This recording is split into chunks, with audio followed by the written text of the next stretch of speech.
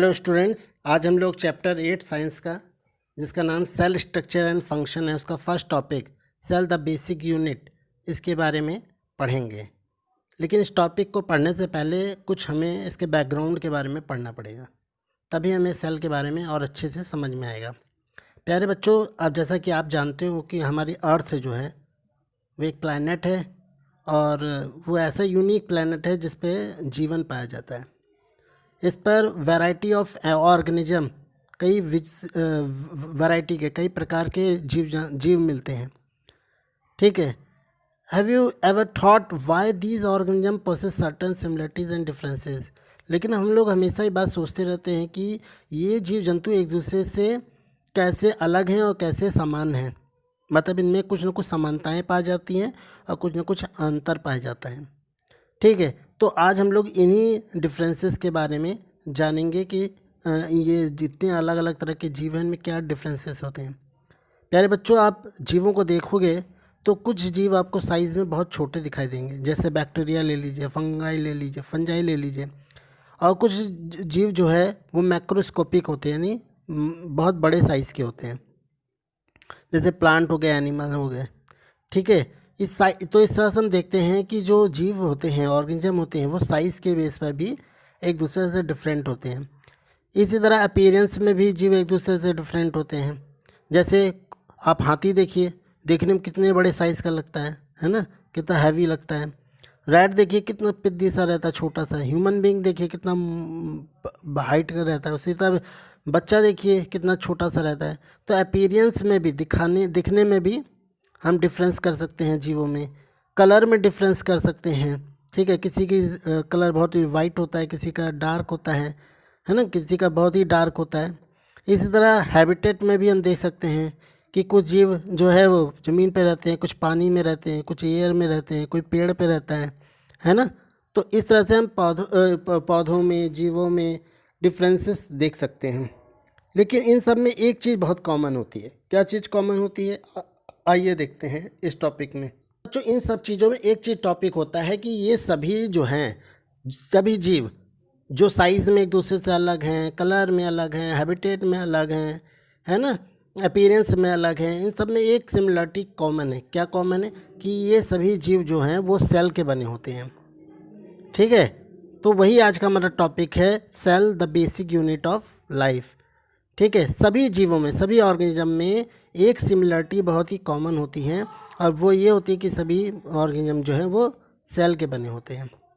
Cell जो होता है वो किसी भी लिविंग ऑर्गेनिज्म का, किसी भी जीवित प्राणी के सभी ऑर्गन का जो बेसिक स्ट्रक्चरल और फंक्शनल यूनिट होता है वो सेल होता है। ठीक है, यानी सभी सेल से बने होते हैं, मतलब सबका बेसिक और स्ट्रक्चरल और फंक्शनल यूनिट सेल होता है। अब इस सेल को एक बिल्डिंग के ब्रिक्स से, यानी ईंटें से कंपेयर कर सकते हो। जैसे आप बिल्डिंग देखोगे, अलग अलग डिज़ाइन की आपको दिखाई देती है, अलग अलग शेप की दिखाई देती है। ठीक है, अलग दिखाई देती है, परंतु सब बने किससे होते हैं? ईंटें से तो बने होते हैं। उसी तरह से इस लिविंग वर्ल्ड में, इस दुनिया में, इस जीवित दुनिया में जो जीव एक दूसरे से अलग अलग दिखाई देते हैं, ये सभी किससे बने हुए हैं? सभी सेल से, यानी कोशिका से बने हुए होते हैं। Further these cell together form complex living structure in the living being. यही सेल आगे चल के क्या करते हैं? एक कॉम्प्लेक्स स्ट्रक्चर बनाते हैं लिविंग बीइंग का। ठीक है, जो है which the non living bricks are not able to do. जबकि जो ईंटा होता है, मतलब ब्रिक्स होता है, वो ऐसा नहीं कर पाता है, जबकि सेल ऐसा कर पाता है। वो लिविंग बीइंग का एक कॉम्प्लेक्स लिविंग स्ट्रक्चर बनाता है। ठीक है, all the living organism are made up of one or more cell. अब ये जितने भी ऑर्गेनिज्म होते हैं, ये या तो एक सेल के बने होते हैं या मोर देन वन सेल, यानी एक से ज़्यादा सेल के बने होते हैं। ठीक है, cells help the organism to grow and survive. ये जो सेल्स होते हैं जीवों के, वो उनको बढ़ने में और सर्वाइव करने में मदद करते हैं। They also help the organism to respond the external environment and stimuli. साथ में ये जो सेल होते हैं, ये जो बाहरी वातावरण में होता है, जो सचेतक होते हैं, उनके प्रति रिस्पॉन्ड भी करता है। ठीक है, a cell depicts all the characteristic of a living thing that include. एक सेल में वो सभी का गुण होते हैं जो एक लिविंग थिंग में होते हैं, जैसे कि वो रेस्पिरेशन भी कर सकता है, न्यूट्रिशन भी, रेस्पॉन्स भी कर सकता है।